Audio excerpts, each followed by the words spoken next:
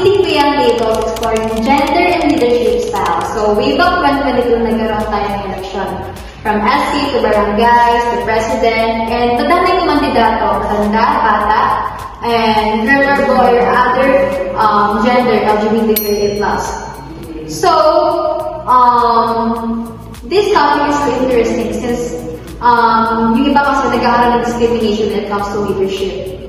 So, the question here is, what qualifies as a strong leader, and is gender a factor?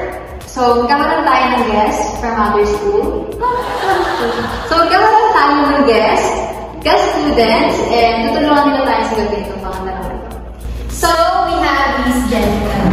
Hi! How are you? Oh, kalma. And Mr. John Cedric Pamatigan. And Miss Axel. So, sila ang ating guest today. So, kamusta naman kayo? Okay lang naman natin. So, sila yung leading guests natin. And meron silang mga experience when it comes to leadership. So, ano mga nagitan mo pala ng work? Siguro nag-lead ako ng isang organization Usually leaders sa schools sa mga sa leadership ng Girls Club. Oh, so lahat sila meron experience. So yun nga, we got to our topic. What qualifies as strong leader is a factor? For me, hindi naman nakaka-affect ang gender when it comes to leadership. Kasi, ano ba at lalaki, tapos may nagtumakbong leader.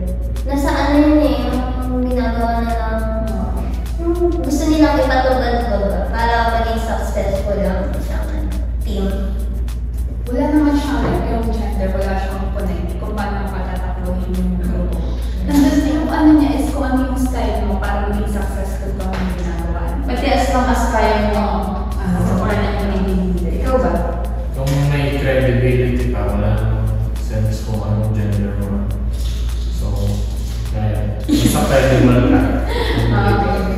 Kasi sabihin na natin yung tumakbo nga, ang social norms expectation natin, pag lalaki, magaling daw leader. Pag babae, yung tagasunod lang. At sabihin na natin, ang lalaki, tumakbong leader, wala namang may gawa or wala namang naitulong. Wala rin. So wala talaga siya sa gender. Tama. Ano masasabi mo yan sa mga, kasi may tinatawag na gender stereotype when it comes to leadership. Ano masasabi nila? Sa mga stereotypes, usually ang naririnig ko lang naman yung sinasabi nilang women can lead daw. Yes. So, well, it's time na patunayan ng mga women na kaya nila kung ano kaya gawin ng mga lalaki. Pero usually dun sa stereotype na gano'n, based lang sa experience, is kapag sa lalaki, sabihin na chill lang, mas madali. Pero pag babae yung nag-lead, ang bossy daw na sumasabi, gano'n, kaya hindi nila sinasabi. Kaya yung babae yung nagdadaw ng dalawang play kasi nasa din silang boss. Okay, ano masasabi mo? Agree ako sa... Agree ako sa lahat sa nabili. Hindi, ba't yun na yung concept ng lalaki? No. No. Nag-fix lang na sa Hindi, di ba may mga expectations din ng sa mga lalaki na nag-lead sila o ano masasabi natin? Feel ko, ang expectations nila kadalasan mas magaling mag-lead ng mga lalaki kasi ano sila, parang matapang kasi sa babae mas soft. Dominant na kasi yung tingin talaga sa akin. Kaya talagang sinusunod. Hindi ko ba nahihirapan? Paano pa ba, no? Hindi, paano pa? Expect nila sa'yo. Hindi ka naman ganun klase mag-lead. Parang mas gusto mo mag-lead as soft person. Feel ko, kailangan din natin mag-adjust minsan kasi syempre, mas marami sila, parang sila yung papakasamahan mo dahil ikaw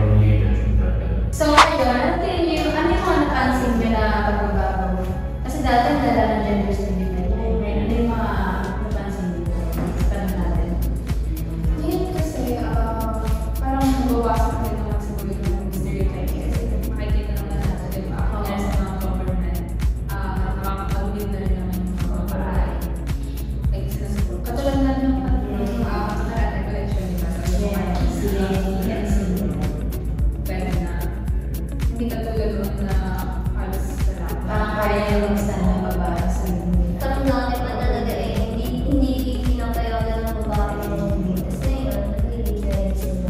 Kagaya sila.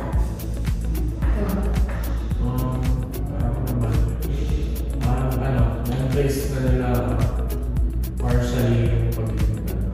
Hindi na tumitingin ngayon sa Oo. Hindi na yun sa kakayahan. As long as time yes.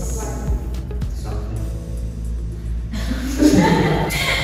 So, thank you sa mga sagot ninyo, sa pagkipagbentuhan sa akin.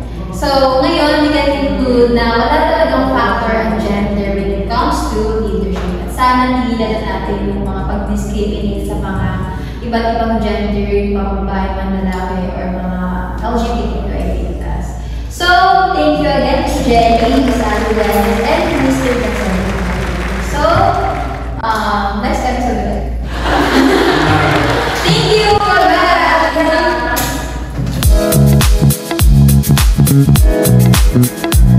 Bye!